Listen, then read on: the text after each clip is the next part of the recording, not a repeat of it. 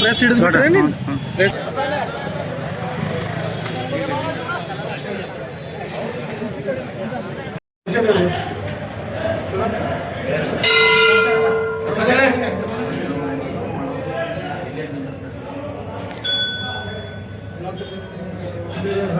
ಅಧ್ಯಕ್ಷರು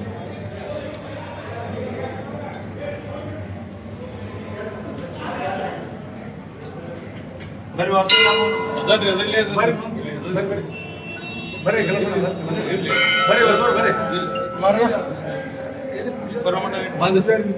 ಫೋನ್ ಹಚ್ಚಾರಿ ಬರ್ತಾರೆ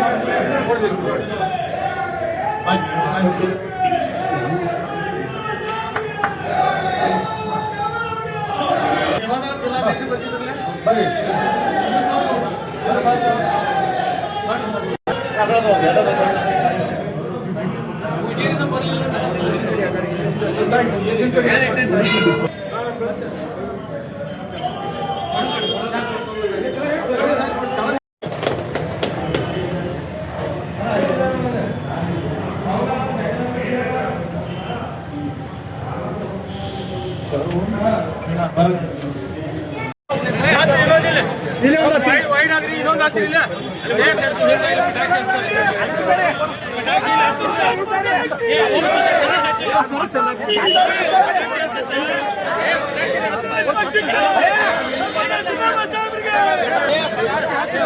ಸ್ವಲ್ಪ ವೈಡ್ ಆಗ್ರಿ ಎಲ್ಲರೂ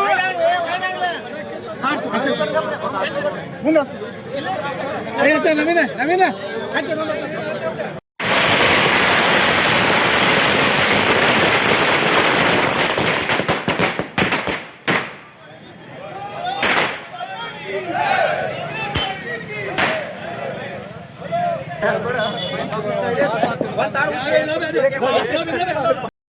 ಪಕ್ಷಕ್ಕೆ ಸಾಮಾನ್ಯ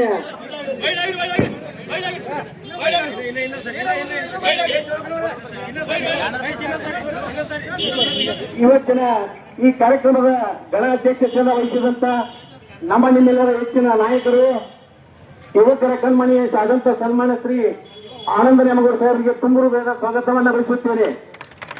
ಅದೇ ತರನಾಗಿ ಇನ್ನೊಬ್ಬರು ಹಿರಿಯರು ಆತ್ಮೀಯರಾದಂತ ಇಲಾಗಿ ಕಳವಳಿ ಸಾಹೇಬರಿಗೂ ಕೂಡ ತುಂಬು ಸ್ವಾಗತವನ್ನು ಬಯಸುತ್ತೇನೆ.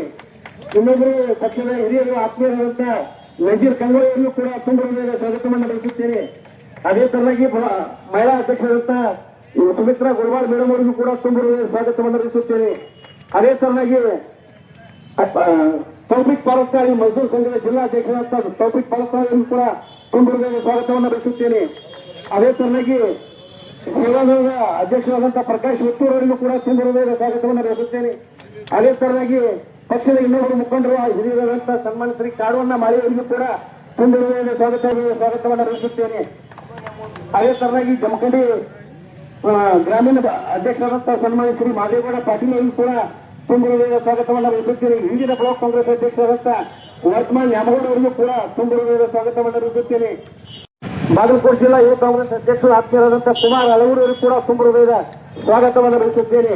ಅದೇ ತರನಾಗಿ ಜಮಖಂಡಿ ನಮ್ಮ ಪಕ್ಷದ ಎಲ್ಲ ಕಾರ್ಯಕರ್ತರಿಗೂ ಕೂಡ ತುಂಬ ಸ್ವಾಗತವನ್ನು ಬಯಸಿ ಅದೇ ತನ್ನಾಗಿ ಪತ್ರಿಕಾ ಮಾಧ್ಯಮದವರಿಗೂ ಕೂಡ ತುಂಬ ಸ್ವಾಗತವನ್ನು ಬಯಸುತ್ತೇನೆ. ಇವತ್ತಿನ ದಿವಸ ಇತಿಹಾಸವನ್ನ ಸೃಷ್ಟಿ ಮಾಡಿದಂತ ಸನ್ಮಾನ್ಯ ಶ್ರೀ ಸಿದ್ದರಾಮಯ್ಯವರ ಸಾಹೇಬರ ಒಂದು ಯಾವ ದೇವರಾಜರ ಅಂತರು ಇತಿಹಾಸದಲ್ಲಿ ಹೆಚ್ಚು ಮುಖ್ಯಮಂತ್ರಿ ಸ್ಥಾನವನ್ನ ಅವಧಿಯನ್ನ ಗಳಿಸಿದರು. ಅದೇ ಈಕ್ವಲ್ ಇವತ್ತು ಸನ್ಮಾನ್ಯ ಶ್ರೀ ಸಿದ್ದರಾಮಯ್ಯನವರು ಸಮಾನವಾದಂತಹ ದಿನವನ್ನು ಪೂರೈಸಿದ್ದಾರೆ. ಅದು ನಾಳೆವರೆಗೆ ಇತಿಹಾಸವಾದಂತ ದಿವಸವಾಗಲಿದೆ. ಯಾಕಂದ್ರೆ ಯಾರೇ ಹೈಯೆಸ್ಟ್ ಆಗಿದ್ರೆ ಪಂಚ ಗ್ಯಾರಂಟಿಗಳ ಮುಖಾಂತರ ತನ್ನದೇ ಆದ ಇತಿಹಾಸವನ್ನು ನಿರ್ಮಿಸಿದಂತ ಸನ್ಮಾನ್ಯ ಶ್ರೀ ಸಿದ್ದರಾಮಯ್ಯನವರ ಇತಿಹಾಸ ಆಗಲಿದೆ. ಅದಕ್ಕೆ ತಮ್ಮೆಲ್ಲರ ಇನ್ನೊಂದು ಜವಾಬ್ದಾರಿ ಇತ್ತಂದ್ರ 17 ಬಜೆಟ್ ಮಂಡಿಸಿದಂತ ಯಾರೇ ಕೀರ್ತಿ ಸಲ್ಲಿಸಿದ್ರೆ ಅದು ಸನ್ಮಾನ್ಯ ಶ್ರೀ ಸಿದ್ದರಾಮಯ್ಯನವರಿಗೆ ಸಲ್ತೈತಿ ಅನ್ನುವಂತ ಮಾತನ್ನ ಈ ಸಂದರ್ಭದಲ್ಲಿ ಹೇಳುತ್ತಾ ಅದಕ್ಕೆ ಇನ್ನೂ ಕೂಡ ಹೆಚ್ಚಿನ ನಮ್ಮ ಸನ್ಮಾನ್ಯ ಶ್ರೀ ನಾಯಕರಾದಂತ ಆನಂದ್ ನ್ಯಾಮಗೌಡ ಸಾಹೇಬರು ಮಾತನಾಡಲಿದ್ದಾರೆ. ಅದರ ಜೊತೆಯಲ್ಲಿ ನಮ್ಮ ಹಿಂದಿನ ಬ್ಲಾಕ್ ಕಾಂಗ್ರೆಸ್ ಅಧ್ಯಕ್ಷರಾದಂತಹ ಸನ್ಮಾನ್ಯ ಶ್ರೀ ವರ್ತಮಾನ್ ನ್ಯಾಮಗೌಡ ಸಭೆಯನ್ನು ಉದ್ದೇಶಿಸಿ ಮಾತನಾಡಬೇಕು ಅಂತ ಹೇಳಿ ಅವರನ್ನು ಕೇಳ್ಕೊಳ್ತೇನೆ. ಉದ್ದೇಶಿಸಿ ಮಾತಾಡಬೇಕು ಅಂತ ಹೇಳಿ ಅವರಲ್ಲಿ ಕೇಳ್ತೇನೆ.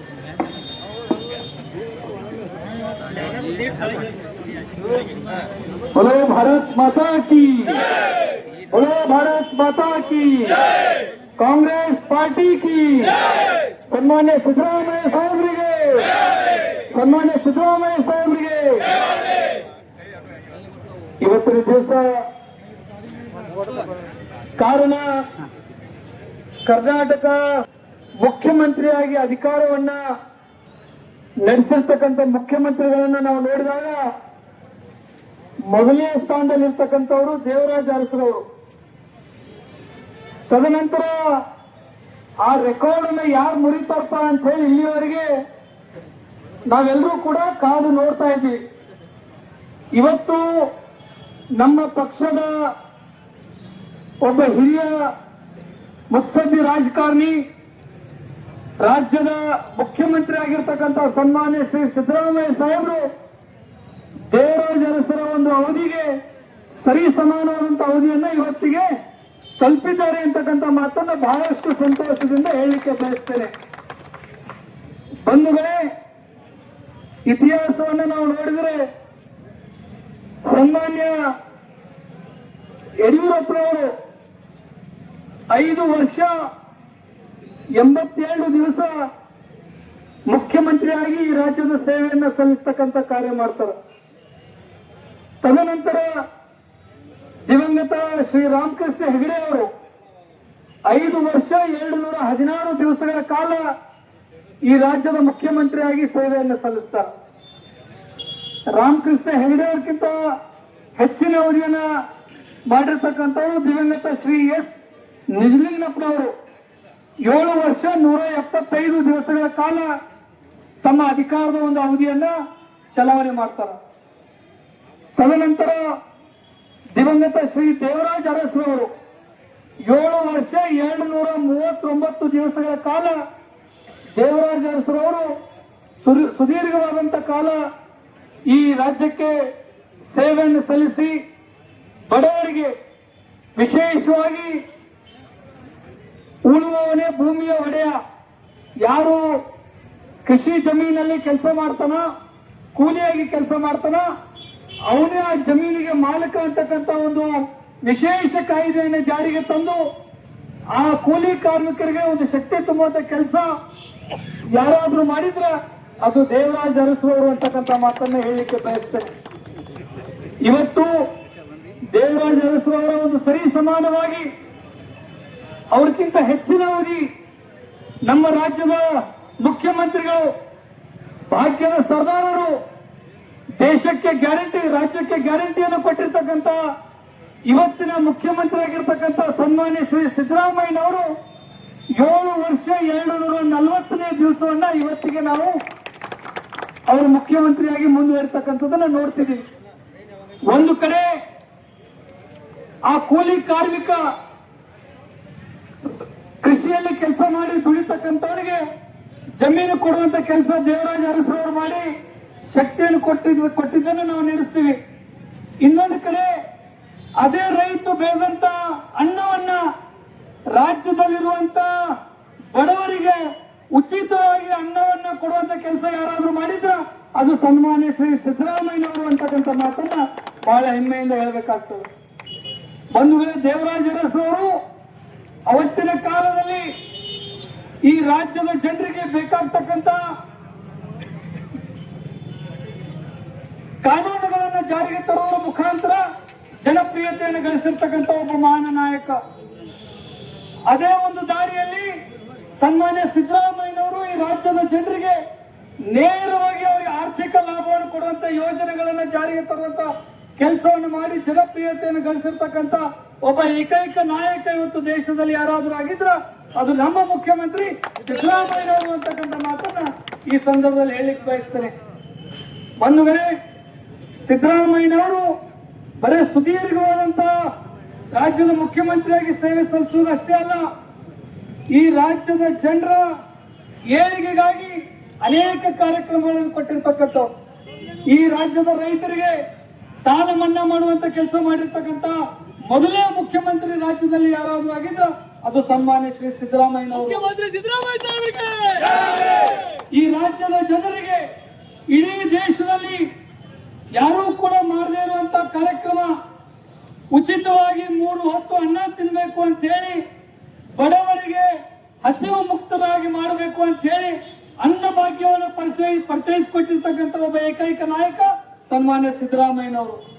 ಇವತ್ತು ಅಂತ ಒಬ್ಬ ನಾಯಕ ಕಳೆದ 2013ರಿಂದ 2018ರ ಅವಧಿಯಲ್ಲಿ ಅವ್ರು ಮಾಡಿರ್ತಕ್ಕಂಥ ಜನಪರ ಕಾರ್ಯಕ್ರಮಗಳು, ಕೃಷಿ ಭಾಗ್ಯ ಆಗಿರ್ಬೋದು, ಶಿವ ಭಾಗ್ಯ ಆಗಿರ್ಬೋದು, ಪಾತ್ರಪೂರ್ಣ ಯೋಜನೆ ಆಗಿರ್ಬೋದು, ಸಾಲ ಮನ್ನಾ ಆಗಿರ್ಬೋದು, ಶಾದಿ ಭಾಗ್ಯ ಆಗಿರ್ಬೋದು, ಈ ರೀತಿ ಹಲವಾರು ಕಾರ್ಯಕ್ರಮಗಳನ್ನು ಕೊಟ್ಟರು.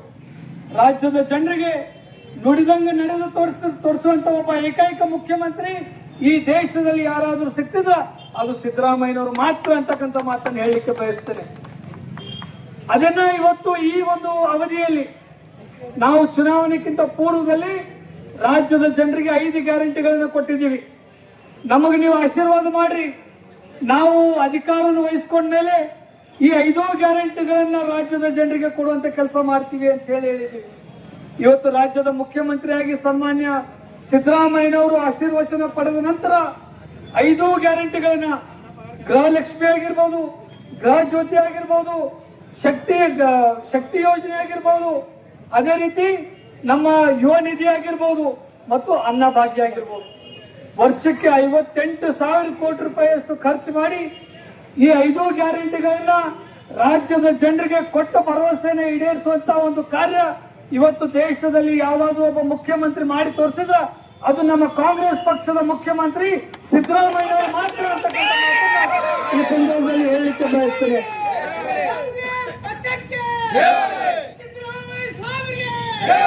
ಒಬ್ಬ ಮುಖ್ಯಮಂತ್ರಿ ಬರೇ ಬಡವರಿಗೆ ಶಕ್ತಿ ತುಂಬುವಂತ ಕೆಲಸ ಅಲ್ಲ. ರಾಜ್ಯದ ಜನ ಇವತ್ತು ಸಾಮರಸ್ಯವಾದಂತ ವಾತಾವರಣದಲ್ಲಿ ಬದುಕಬೇಕು, ನಾವೆಲ್ಲರೂ ಕೂಡ ಸಹೋದರರಾಗಿ ಬದುಕಬೇಕು.